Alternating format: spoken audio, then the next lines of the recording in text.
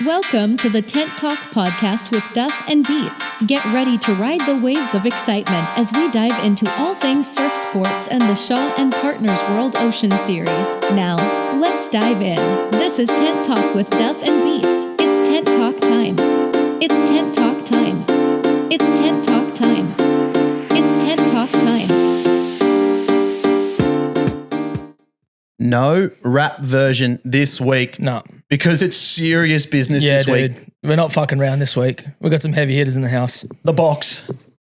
Shannon Eckstein, Ironman Classic week. This is my favourite week of the surf sports calendar. It is so much fun. It's the grand finale of the Shaw and Partners World Ocean Series. How are you doing?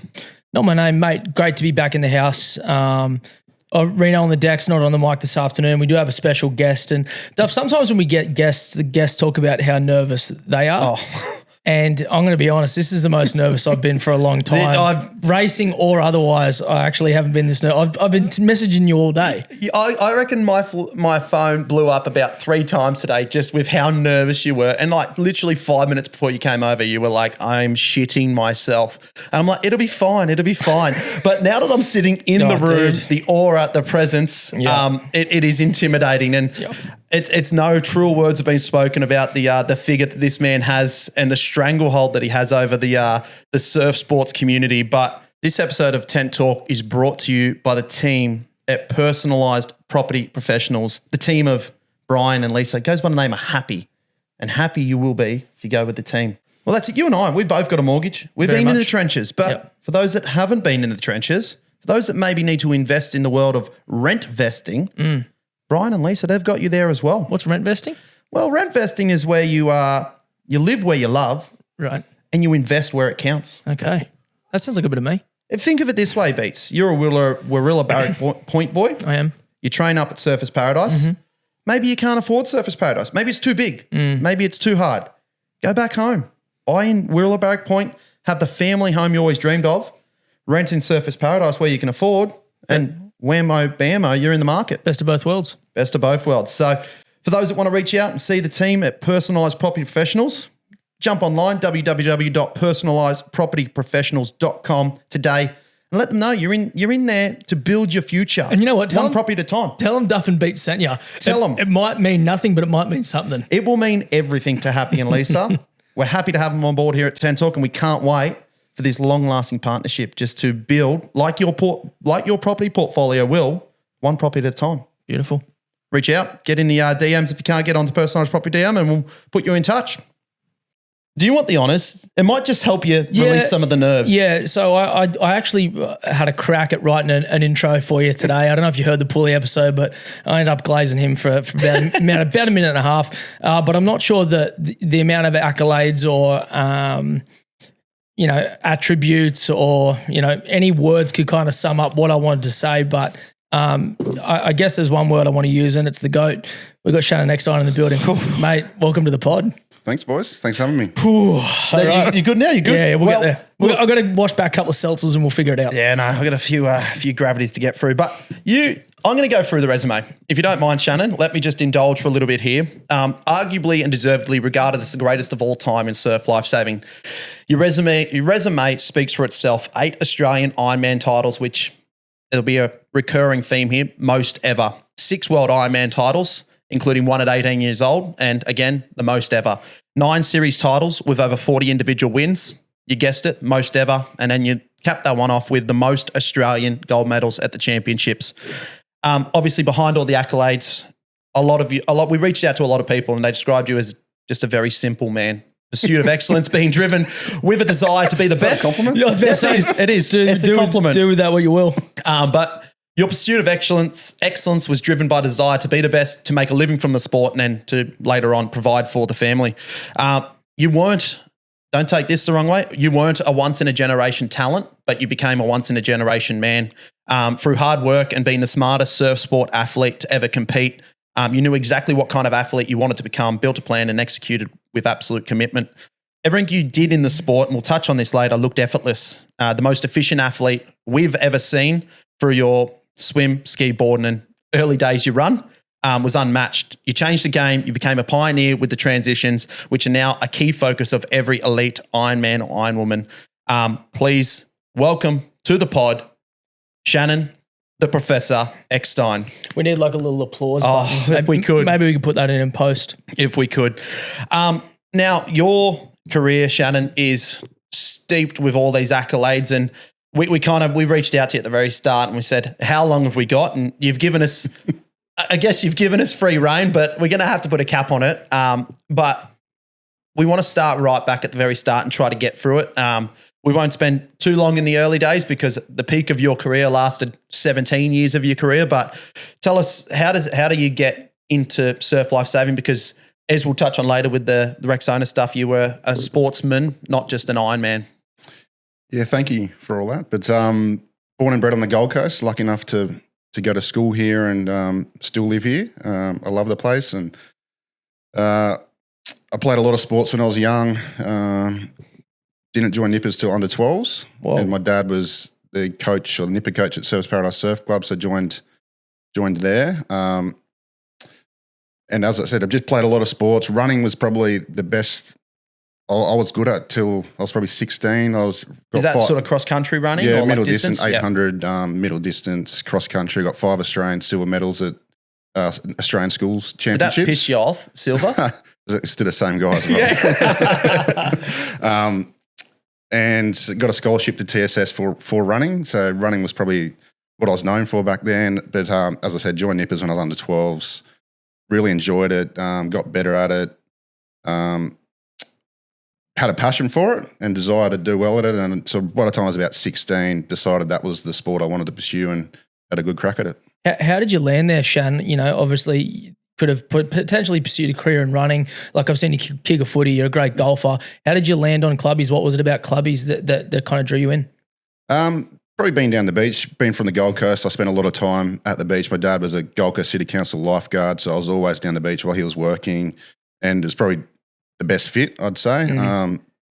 And yeah, probably just that passion for it, and I was good at that from the start. I won the state titles in under 12s in my first year at Nippers. So when you're winning things, you want to keep going at it. It makes it more enjoyable.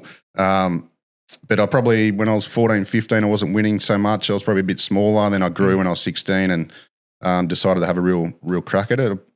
Like I probably came from doing a lot of sports when I was younger, whereas a lot of the Ironman women now are probably swimming 10 times a week when they're younger. But I wouldn't have swum more than 3 times a week till I was probably 15. Wow. It's because I did a lot of other sports and was doing running and keeping busy doing other things, always outside. But by the time I was 16, I was like, all right, I want to have a crack at this, and dedicated, a whole bunch of my career to it. Do you find that doing a lot of those sports growing up, because obviously there's a new bunch of nippers coming through every year, and they have to make a decision at some point in their life, but being able to do so many sports, do you reckon that contributed a lot to the success that you had over your years? Yeah, definitely. I think you can see a lot of kids get to 16 and being burnt out by doing the same thing so much. But in saying that, in Ironman swimmings, if you can't swim, you cannot win Ironman races. That it's so important. So there's a balance there, and I was lucky enough to swim three times a week and pick it up. And then when I wanted to swim a lot more, I had the feel for the water and could get it. But I understand that you do have to do a lot of swimming when you're younger to pick it up. But I was lucky enough to get away with doing a little bit less. But I did a lot of other sports as well, and got the coordination going, hand-eye and speed and agility, and I think all that matters. Did you find that you had to potentially make up for some lost time? When you started to take it seriously, were you like, shit, I got to get in the pool 7 times a week, or did not too much change? Not too much change. Like I trained with Dennis Cottrell at Miami, famous for Grant Hackett's coach. I was there for all my career since I was probably 15 to 36 when I retired. So I spent 20 odd years at Miami pool swimming with Dennis, and that when you're there, you work hard, and I think that contributed to picking up my swimming. But when I got to the juniors opens, Kai Hurst was the man. He'd won 4 Australian Ironman titles in a row, and purely based on his swimming speed and being the best swimmer we've ever seen in surf. So by that time when I was 18, it was like, you need to work on this if you want to win Ironman races and keep up with Kai. So 16, you started to hit your straps. By 18, you're the world champion. You went on to win 6 more. Can you remember that first world title? Was that the first major race? Did you win a Worlds before you won an Aussies? Yes, I went to the Worlds in 2000 at Manly. I was 16 years old in the Service Paradise team, but I didn't do the Ironman. We had guys like Nathan Meyer, Phil Clayton do the Ironman, and Clayton actually won that year. Mm-hmm. Nathan Meyer won the 2 before that.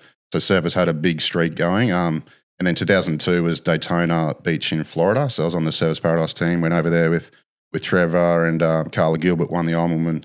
So I was over there as part of that team with those, and lucky enough to win the Ironman over there. Can you walk us through that race? Do you remember that far back?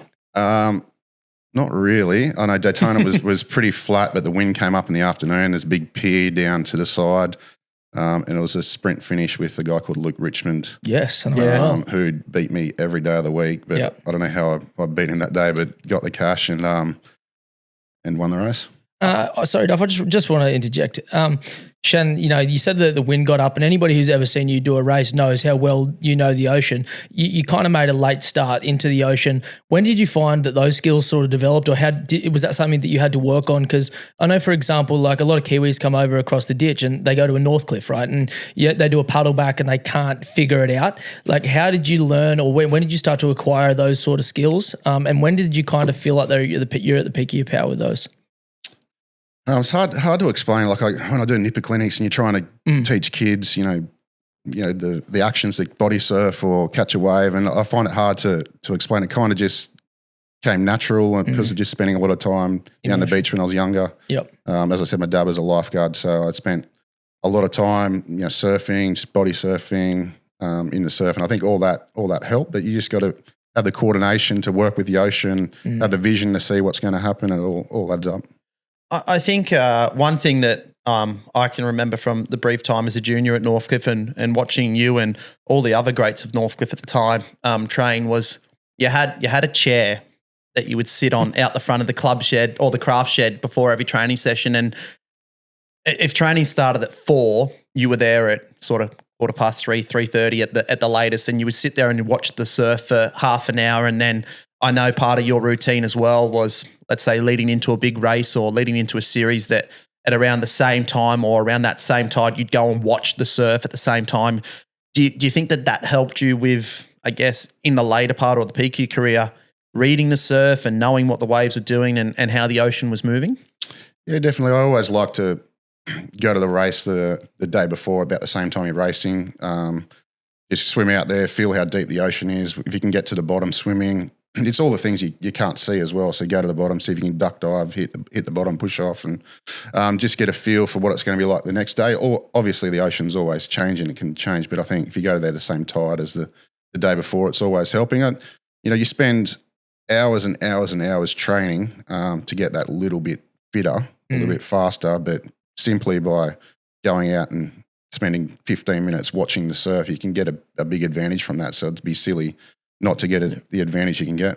Were you doing that from a 16, 17-year-old, or is that something someone instilled in you? Where'd you get that from? Or is it common sense a bit? Probably a little bit of common sense. I think, I'd like to say my dad, but my dad was all about, hard work and fitness and being the toughest out there. Whereas, when I trained with Trevor and that Ironman squad for a few years, they were, really ocean men. So probably watching those guys go about it. Yep.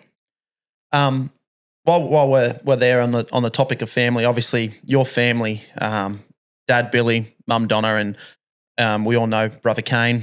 Obviously massive Sister Amy, and we could probably go into Aunt Daphne and Uncle Colin as well if we really needed to. But obviously a massive family, massive surf family. But you've mentioned already Dad Billy and the qualities that he instilled. And I listened to an interview which was that you didn't think of him during racing, but during training, you went back to sort of Dad and those memories of Dad.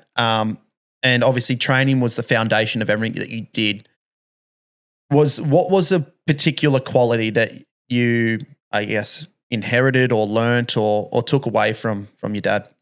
Probably hard work. You can't get anywhere without doing the hard work. I remember watching back a race and they interviewed Dad because he's handling, and he's like, Shannon hasn't missed a session in 3 years. That's just the kind of athlete he was, and I kind of took that same path. And if you can get on the line and know you've done everything to get to that spot. You know, never missed a session, done all the physio, all the massage, everything you can, no matter what happens in the race, happened. So I think that was my mentality was, if I can do everything to get to the line, there's no pressure. I just go out and do my thing. It wasn't meant to be. It wasn't meant to be. But I think that hard work and work ethic was something I learned from a young age. And then Mum Donna, might still be competing in Coolangatta Golds, and she was quite the athlete, or is still quite the athlete herself. Was there a particular quality that you? She's always giving of her time. Always drove us kids to wherever we wanted to go for sport. So I think that's very important. You know, at the moment, got two kids. Ellie's 12, Blake's 9, and they're playing a lot of sport. So you're dedicating your whole life to dropping them off, picking them up, and that's what Mum did for us. And she used to train a fair bit as well. She did a lot of outriggers, ran some marathons, did the Coolangatta Gold for her 50th birthday. And so it's a great family to grow up in, very sporting family. And I'm very thankful for that. Yeah. Well, again, it's a perfect segue. And, you know, from the same family is another of the greatest Ironmen of our generation, is Shannon Eckstein. I guess, you know, what was that like in growing up, you know, with a brother like that? You know, you talk about some of the qualities that your dad had, and I hear those, and the first thing I think about is Shannon Eckstein. Like, that hard work is everything. And that, like, I've seen Kane train, that's how he operates. What was it like growing up in a household with someone maybe equally as talented with the same kind of drive? Yeah, it was always tough training with Kane, but like, he came through nippers and he won swim, board, and Ironman under 10s, 11s, 12s, 13s, 14s at state. Like, every year he'd just be rating till he burned everyone out. So he grew up like that, and then transitioned into Coolangatta Gold and really successful at that. Also won a series, podium Ironman at Aussies, but you know, it was very, very good to train with. Did a lot of swimming at Miami together, but all the stuff on the canals and wash leads and all that, you know, if Kane's there, it's always going to be a hard session. And, you know, we could train for 4 weeks every day together and not say a word. And just know what we're going to do. Yeah, that's cool. That resonates as someone who's trained with both of you. That does ring true. It's like, you know, you're leading out, I'm leading back. We got 10 of these. Let's go. There's literally before you come in, and Max was sort of, I guess, reminiscing, or at least sort of talking, and it was that when it was watching Kane and Shannon, and then obviously the two of you training together, that there was a lot of unspokens on sort of training, and it was turn up, do the job, very sort of silent in your approach to training. Let your actions speak louder than your words. Was there any tense moments with Kane during training, during racing? Because there's also some great moments where you've helped each other out, and we'll get to those, but maybe if we can air the dirty laundry first. Yeah, like, especially at the peak of your powers, right? Yeah. Like, you won 2 at Worlds one year, and, like, you know what I mean? You were both kind of having a very similar peak. Well, what's that dynamic look like? Yeah, I think when we got to racing, it was all about doing the best for yourself. If we could help each other, we would, but it was always, you know, I tried to help Kane training for the Coolangatta Gold a lot. He'd ring me up, you know, 4 weeks out and say, I'm going to have a crack. Can you come and do wash leads on the ski, then do the swim? I'll do the board and run by myself, but you come and, so we always helping each other out. Wasn't too tense, you know, between us, I don't think. Oh, that's cool. That's good. That's good. I mean, it's a disappointing answer. It's I'm trying to think. I wanted to say you came to Blues one time, but that's nice. Oh, we probably came to Blues plenty of time at home when we were 12 years old. But now, correct me if I'm wrong, but was Kane's first Coolangatta Gold victory the first time that he ever beat you? Yeah, probably. Yeah, 2005, the Coolangatta Gold comeback. Yeah. Were you guys training together for that? Oh, you're testing me now.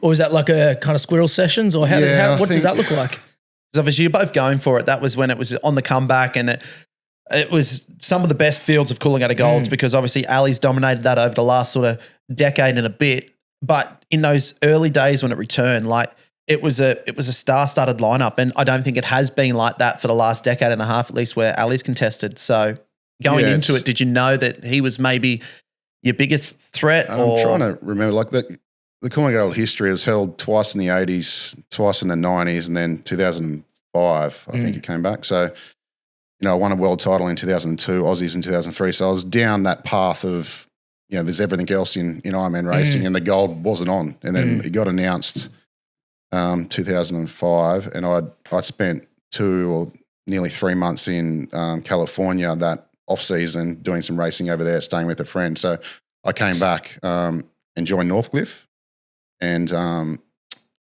not sure if Kane was doing a lot of training with Pat. I think he was doing a bit, but he was doing a bit on his own as well.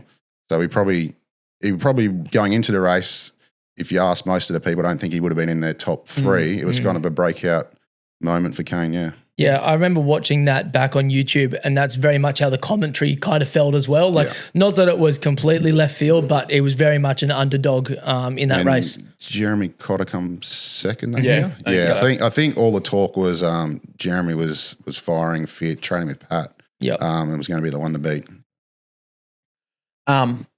We'll stay on Kane and your relationship with him for a bit more, because there were a few times throughout your career and his career where you helped each other out. One notable one was the final round where Kane won his series up in Noosa, the 5-race eliminator. And it's been sort of spoken about a little bit that you kind of protected him in those 5 races. He then got the win in those 5 races, got to pick the order in those 5 races, and then did enough to secure his first series in that final race. What was the talk going into that? Because you were out of that sort of series race. I think it was between him and Ali. And what was the talk? Was it a negotiated thing with him that it was like, I'm gonna help you out, your family? Just walk us through that scenario. Can't remember much, but I think I'd secured 3rd in the series. I couldn't go up, couldn't go down. So it was Kane and Ali, and it was a 5-race flat water eliminator. Like it was going to be a brutal work. Yeah. So I think after the first race, he might have chose swim or ski. He won the first race on his own, then chose the order. And I said, mate, next time, let's go board first, inside, and I'll finish second, lead you out. And but I don't think anyone would have beat him that day, because the last race he swam away from everyone as well and won it pretty convincingly. And I don't think Ali was having a great day that day, and he fell back a bit. And if I'm not wrong, he's done a similar thing for you one time as well. Is that correct? Did he do one for you in a race? There was an eliminator. Yeah, because I remember you saying, I think you're going to get him a good Chrissy present or something on the commentary after you're finished, because I can't remember what the exact scenario was, but he did look after you in some capacity. Yeah, it was an eliminated surface. I probably second race, and I think I was swimming in comfortably in the lead or top 2. A wave come through and I dropped back to like 8th or 9th. He come up the beach. I might have taken top 8. He come up the beach 8th, but I think he hurt his calf, so he's a bit slow. And you did I got through, and then I won the race. Yeah, perfect. Went on to win it. And that's the story, and we're sticking to it. No, that's beautiful. All right, let's keep moving through then. So we've already touched on this, like so much about that for you. Your training, your effort, your foundation, and excuses were never an option for you. Were you always wired that way, or was it just something that as you were starting to taste success that you realized the recipe for success? Because look, there's a lot of great Ironmen and women out there at the moment that are winning races right now that potentially don't have the same work ethic as what you had. Was that something that after getting some success, it just became, well, this is what I need to do, this is a recipe, or was it always something that you had in your back pocket? I always like to stay ahead of the curve. So you come into a season, unfit, and I'd like to get fit, 3 weeks before the first race and know that I've got that buffer up my sleeve. So I'd work hard to get myself in top shape and then just maintain it. And you want to be jumping out of your skin racing. That was I always thought you just got to get fit. So you only get fit by working hard, leaving no stone unturned. And that was the work ethic and working hard and doing all the other things like physio, ice baths, whatever worked for you. You got to find it out and do it all. And what about stylistically, Shan? Because, I look at and, fanboying a little bit. My favourite Ironman race is the 2003 Australian Ironman, which is your first one. I love that race. And it's chalk and cheese to a lot of the other races you won. you came onto the scene, and from what I've heard is you were kind of the first Ironman to put all 4 legs together, including that run leg. In the Toby's days, there was, if you're a top 40 guy or whatever it was, you'd have a handy swim and a bit of a ski and find your way into a series. And then all of a sudden comes along Shannon Eckstein who has all the tools plus a run leg. Is that something that you made a choice to be good at, or did you focus on, or was that just the way you were wired as an athlete? Yeah, look, if you look back, 2000 was my last year of high school, year 12. I won the Uncle Toby's trial at Lullaby, so I was 17, won that trial, and it was one of the long Uncle Toby's races with a long run at the start, long run at the back end, purely running on running. Mm-hmm. That was 2000. 2001, Uncle Toby's folded. We were contracted Uncle Toby's, so weren't allowed to race in the Kellogg Series. Mm-hmm. 2002, I won the junior and senior at Noosa, so flat water at state titles, purely off of running. And there's a big back page of the Courier Mail transition king, because they interviewed Trevor after I won. And he said, this guy's just put the transition. So it was purely changing the sport with the running. And I could always board paddle, but the running was you get out of the water and sprint and then wouldn't dive in and stop. You'd keep going. So I changed it there, but then... Was that a choice though? Is that something you concentrated on, or was that just how you did an Ironman at that age? Yeah, I think it was from the running I did when I was younger. Sure. Just knew it was such a weapon. Yeah. And so then 2002 Australian titles, I went for the junior and senior, finished second in both. Yep. To Dane Hurst and Kai Hurst. Typical Currow, swim out the back. Swim was the last, I think, and both of them just dominated the swim. So probably got to that point off this run and board and went, geez, I need to improve my swimming. Sure. And then swimming improved after that, yeah. Yep. Interesting. That's a question I've just always wanted to ask. I think everybody's wanted to ask that one. Yeah. Sorry, and then ski paddling, I did a lot down here at the AIS with a guy called Dennis Green when I was younger, of kayaking, and just built that. And then when I joined Northcliffe, it was a lot of paddling with paddlebacks and that. So I kind of skipping forwards, giving back. What was the biggest difference between 20-year-old Shannon and 30-year-old Shannon? Like obviously, like the way that you put races together is so different. Like the calculated, timing and the way that you did things, and I remember like even just racing, again a long way certainly back from you, but racing in the same series as you just find yourself in the right, like maybe 8 strokes before the first can, bam, you were there. As soon as you hit the last can, it's back on your knees for 3 strokes and you're into a runner. Did it become clockwork the way you put an Ironman together, or was that like, were you thinking about that, or was that just again the way that you did it? Probably just the way that I did it. Everyone might know, 3 strokes for the can, I'm going to get on my knees and go, but they're not fit enough to go with it. Yep. Yeah, so you might have it in your head what your race plan is, but you got to back it up with fitness. For sure. Staying calm and trusting yourself, not rushing things, and knowing, this is the process to get to the end result. So what was the question? It was just like, I guess like the biggest difference between 18-year-old Shannon and 34-year-old Shannon and the way they both did an Ironman. Yeah. I probably got a little bit more cute when I was older, as in not just going out in front and dominating. Yep. You're kind of conserving and pick your moments a little bit more. And it can have its downfalls too if, something unlucky happens, you fall behind and all of a sudden the moment's gone. So I probably got a little bit like that later in my career, and whether it's lazy or not, but you just sit back a little bit and observe and then go. Whereas younger, I'd just go to the front and back your fitness. Yep. And injury wise, later on in my career, I wouldn't run at all during training. So I wouldn't do any transitions, any running. I'd take some anti-inflammatories 3 days before I'd race to be able to run. Yeah. So it is what it is. That's what happens when you get older. You got to manage your body, but it's harder when you know that you used to be able to run away from people or have a sprint finish. Now you got to rely on other areas to get away.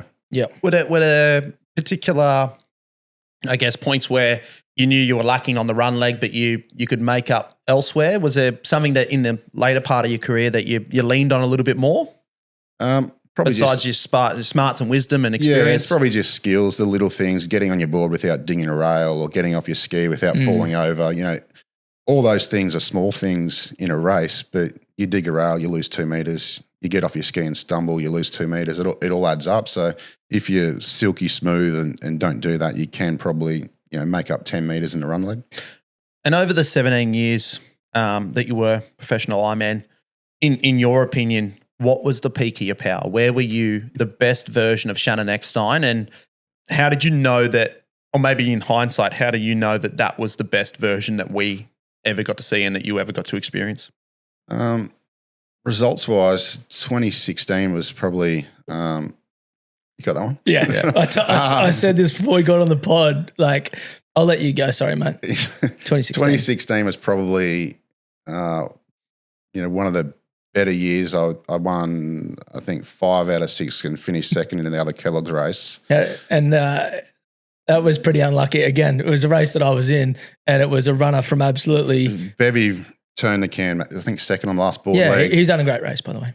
He chased a runner down into the biggest hole you've ever seen, and the wave broke there, and he got to the beach. But that's the way it goes. And then Aussies that year was Maroochydore, and that was messy, biggie surf, and I had a really, really good race. Put it together.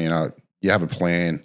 Everything goes to plan. Like I got hit by a big wave on the board and popped it, and it just got over it without going backwards. And I was like, geez, this is going well. And swim last is always in big surf. Can be a bit tricky if you get in front, you don't get a wave. But cracked the wave, hugged Grant Kenny, Darren Mercer running up the beach. It was, probably, it's the last one I won. So it was you had a bit of time. You had a bit of time that day.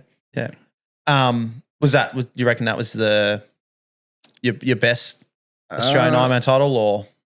That's probably there. Like when you're racing in Perth, it's hard to get away, especially if there's faster people at the beach. But there's a couple over there that was really good. North Kira, the one at Kurrawa, Kai might have come second and came third. That was Kai was coming back from the Olympics. There was big media beat up that Kai was back, and it was going to be a big race. So it was the first time I think we ran straight up the beach instead of turning right. So we ran up. That was a pretty good one. Swim first. I just got to the front, waded through this gutter. Everyone else sort of duck dive, and I got through it, got to the front, and controlled the race from there. Obviously clinical across the sand and in the water. And I think if I could be critical of you in any way, it was your own self-branding and the lack of potential self-branding. Was that you were so tied up in turning over the stones that you needed to do your job as an Ironman that there was no time, effort, or I guess energy left for any of that stuff? Or is it just the social media stuff came in, halfway through my career, and I was like, I've got a great quote from you, by the way. I've got a great quote. And if I wanted to promote myself more, I could have. I had the opportunity to, but I was happy doing what I was doing. Things like Greatest Athlete, I said yes to that, did that. There's other TV shows, went on, Dance with the Stars. Shows like that, you have opportunities. I never really pursued stuff like that, but you have your choices, and that's was it kind of just not in your personality to do some of that stuff? You know what I mean? Like, did it feel kind of forced for you to go out on a limb and do the Instagram stuff and the Facebook stuff? Was it 100%? Yeah, I don't think I grew up putting posters on the wall and all that sort of thing. I just wanted to win Ironman races, and and I don't know what he wanted. I don't know what your quote is on social media, but I'm like, you set me up perfectly. I said to. Why are you on Instagram? When I turn on the TV, I don't turn it on for ads, and you're scrolling Instagram looking at ads. Yeah. What's the point? We're doing run swims, run morning, and I was a lot younger. Obviously, I would have been maybe 18 or 19, and we're doing run swims, and it was, I guess, kind of the start of Instagram, Facebook, and then Shannon goes to me, I don't do Instagram, I don't do Facebook. I just win races. and then pushed off onto a wave, dominated the front swim session. But it's just stayed with me for as long as I've lived. It's gold. Obviously, it's tongue in cheek, but fuck, it's cracked me up. That's a gold quote. Was there in the early days with the Kellogg series or the Nutri-Grain series, do you feel like there was very stringent contract demands as well that maybe, I guess, contained some of your own individualism and personality that you decided to start just towing this line of the professional Ironman? And then I guess now that every athlete has their own destiny to create with their self-branding, that they can choose who they want to be. Do you feel like you were maybe contractually obliged to do a certain thing by, I guess, the series that you were employed by? Not really, no. No? I think everyone had their opportunity to do things outside of the sport. But, Uncle Toby's, I was there for 1 year. Then Kellogg's, you're always, contractually obliged to do their sponsorship and their appearances. But I think everyone's had opportunities to go outside the sport and do other things as well. I think one of the trademarks of you is that you don't need your own personal branding. You don't need your figure. You don't need the spotlight on you. That you carry a weight of presence and a weight of aura, whether it be in the training squad or on the beach, and even now with the Shannon Eckstein Ironman Classic. Did you ever feel that was, I guess, a pressure on you, or did you feel like it might have been an advantage at points in your career? Because I know as a junior at the surf club and just speaking to people over the last week in preparation for the podcast, that there was always a seeking of your approval or your sort of guidance, or just a nod of to say that, yeah, you've put in the work that I've put in. That did you ever feel like that was? Did you ever feel that particular sort of aura or intimidation factor, or? With different athletes, probably. And yeah, you're winning races. You're creating an aura, and I might have played on it here and there, but I can't control what other athletes think and say. But yeah, it's just about letting them know you're there. You're there to win. They can man up and have a crack too, but you're going to have to fight for it. Did you find because I was actually talking to Ali about this, and he can retrospectively look and understand it now. He finds that some people not move out of his way at the can, but certainly give him a lot more room than he would have at the start of his career. Did you find that sometimes, I can think of an example, again, I didn't get to a can in front of you very many times, but I can think of an example where I definitely was like, fuck, I don't want to get in the way of Shannon winning a race here. Did you find that, as you got better, there was a little bit more room at the cans? Probably. Hard to look back, but yeah, people probably don't want to, be a headline and get in the road. Yeah, of course. Yeah. Oh, absolutely. Knock you off your ski or something like that. But, I worked hard to create that aura. Big time. Yeah. I was trying to explain it to my wife, who is not a surf sports athlete. She doesn't come from a coastal town. She loves to hear all the stories about it. And I was sort of sharing or sort of diverging with her just a few stories about your experiences in surf and maybe comments that you've made over the time or things that you've been able to sort of achieve or do. And the best way that I could relate to her was a bit of a Kobe Bryant mentality of work hard, know you've done the work, and be able to have that, I guess, air of confidence around it that, yes, I am the best and I am better, and as you can try and do what you want to do about it, but there's probably not much you can do to match it. Yeah, I don't know. Going back to Ali, I was speaking to him one day, probably a couple of years ago, and he goes, "Have you watched The Last Dance?" And I'm like, "Oh, no way, go on." I'm like, "No," and he goes, "That's you. That's what you did to us. That's what you did to us." I couldn't agree more. I watched it and thought the same thing. That's what you did to us. But shit, it's got a bit of big dick energy about it, doesn't it? You're swinging through the club tent as you come on down. That's mental. Let's talk about your nickname, because I don't know, you definitely don't know, but we'll let you know that we've tried to come up with some nicknames for some athletes in the sport. I mean, to some degree of success. Oh, to a lot of degree success. Probably most successfully, we are the creators and I guess a massive contributor to success of Connor Maggs, the rattlesnake. Obviously, just by name and profile being the rattlesnake, Annalise Kibble, AK-47. There's quite a few more, but the Professor. Do you know the origins of the Professor nickname? Did you like the Professor nickname? Or did you not give a shit? Did you just... Well, origin, Andrew Voss, NRL rugby league commentator. He was commentating for a couple of years and he nicknamed a few athletes. I was lucky enough to get one, the Professor.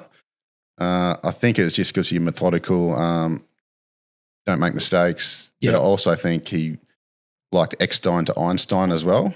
I said this right before you did got on the say it pod. was, I said I wondered if there was a link there. There you go. And that's how it come about. And it's kind of stuck. Did you like it? I don't dislike it, but yeah, it's not too bad.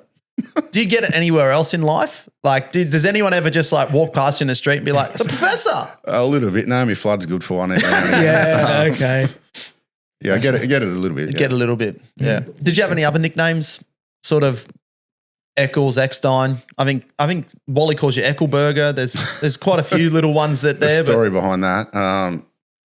So Earl Evans, CEO of Shaw and Partners, he rang me up to go to Hawaii like 2018 and talk at. He was sponsoring Molokai and go to the dinner and talk. And someone said, you should ring the Eckstein brothers. He go, what? Who are they? Eckelburgers. They own a franchise of burgers, like Mark Wahlberg. And apparently there was a car driver called Eckelburger.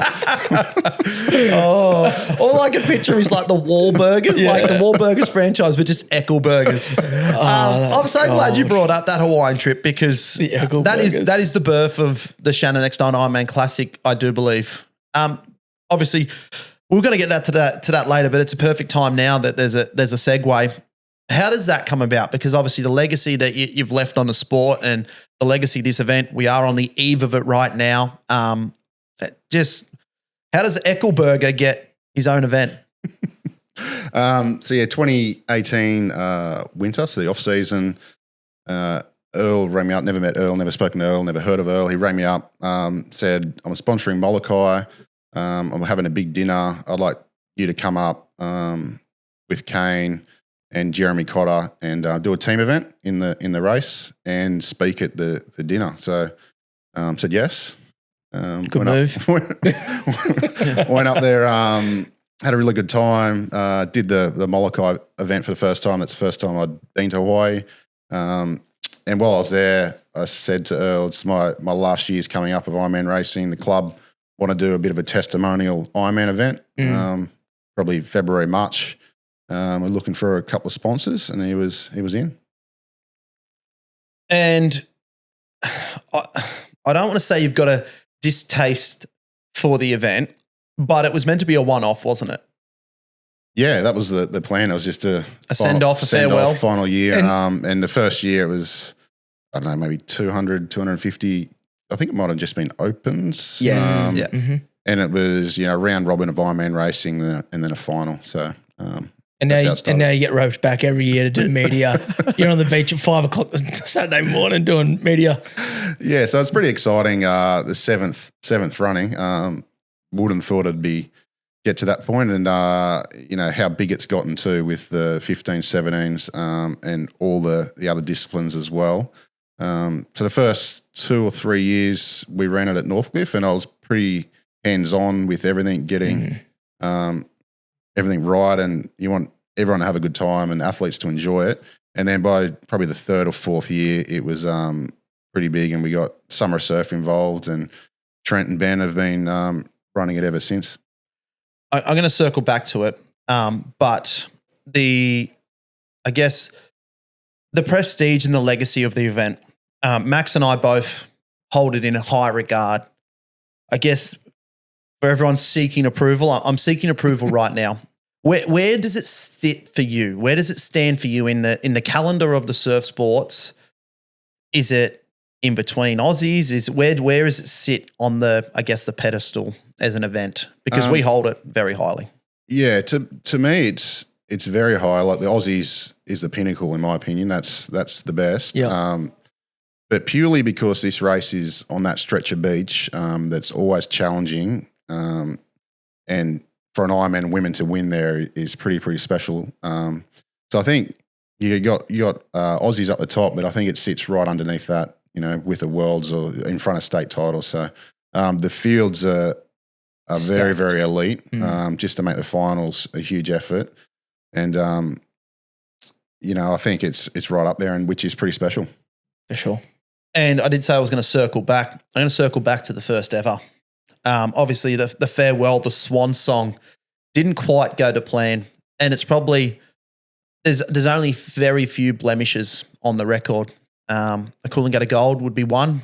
You've got your brother to thank for that one, and then obviously your own event, Shannon Eckstein. You've got arguably the only other person in the conversation currently with Ali Day taking that first one. Talk us through, I guess, the race, but the moment, and if there is any sort of deep-seated regret that you don't have it as your own. Well, the two blemishes, I don't regret any of them. You can do your best on the day, and that's it. But it was. I remember bits and pieces of the race, but skiboard swim, outgoing tide, I was struggling with my legs. Yeah. The ski board swim, I'll probably pick that order. Yeah. And I was swimming really well, like swim last, pretty flat surf. I'd back myself to get in the water and get it done. So ski, I think I came in with Bevy on the front wave, and I thought he'd have a crack going out on the board, but again, probably a little bit cute, wash rode Bevy out. And I think Ali paddled up, maybe even got up the inside. And a few people on the board wave going out in the swim. I ran, I think left or right, got away from everyone. From memory, put a couple of body lengths lead, and thought, looked around, a little wave coming, home here. Yep. It just didn't break. Yep. And then, geez, might be in some trouble. There's another one coming. Didn't get down it either. And then Ali come down the next one and beat me up the beach. But that's sometimes you say that surf. It can go both ways too. You can have a bit of luck and win a race. Sometimes you're unlucky and lose a race. You just got to be realistic about it. Could I have done more? Maybe on the board leg, charge for home. But I thought in the swim I'd get it done. Closing questions. Big one on the weekend. Shannon Eckstein, Ironman Classic, Shaw and Partners World Ocean Series. The series themselves are, I would say, almost close to being determined. Ben Carberry in a great spot. Ali Day, the big threat to him. Naomi Scott in a tremendous spot after back-to-back wins in the World Ocean Series. Big ones there coming from Tiani Massey, Lizzie Wellborn and Emma Woods. They currently still have the 4 results. Let's just talk the main event though, the Saturday, the 25,000 on the line. Men's pick, women's pick. Put your money where your mouth is. Who do you like the look of? Oh, I'm biased. BMD Northcliffe. Obviously. I think there's going to be a bit of a wave. Like I think Carberry will be hard to beat, but he's leading, so he's going to be under pressure. That might be a little bit different to. He led the Kellogg's a couple of years ago and Bevy won, so he has been in this situation before. But leading's a lot different. You got a target on your back. You got to get it done. But I think the surf will suit him. It'll be windy and bit of a wave. Bit of man strength. Yeah. I think Bevy raced pretty well at North Burleigh. I think he's improved throughout the year. So I think I'll go with Bevy. Multiple, and, 2-time. And George, every time I see Georgia Miller. Yes, sir. She keeps saying, your event, I have crap luck every year. So she's due. She's due. So I'll go with G. Yeah. There you go. Max, do you have any picks? Yeah, I backed Carbs in our 25 predictions podcast. So I'm gonna stay there because I think he does that and wraps up the series, I believe was my pick. So I think I'll stay there. I believe I might have taken Ali to win another Shannon Eckstein, then go on to win Aussies. So I'm going to go with the main danger there in the women's. Give me Naomi Scott. She didn't have the series that she wanted. One race, Northcliffe, big surf. Give me Naomi Scott. Give me Lana after the disappointment of the finale of the Iron Series. So give me Lana. Shannon, honestly, from the bottom of our heart, thank you. when we started this little passion project. It was us sweating. We're still sweating, but at least we were huddled over a tiny little mic, and it was a bit of fun, and it's grown and grown. So to get a man of your stature and an athlete of your stature, tremendous. Robbed, we didn't get there, but robbed, and it might just give us an opportunity to get you back another time down the track, but robbed of the Rexona's greatest athlete ever, but potentially our greatest athlete ever from the Tent Boys. Thank you so much for coming on and spending a bit of time with us. Cheers, thanks for having me. Congratulations on what you're doing and keep going. Thanks, bro. Cheers, Appreciate mate. it. And if that's been Tent Talk, We out.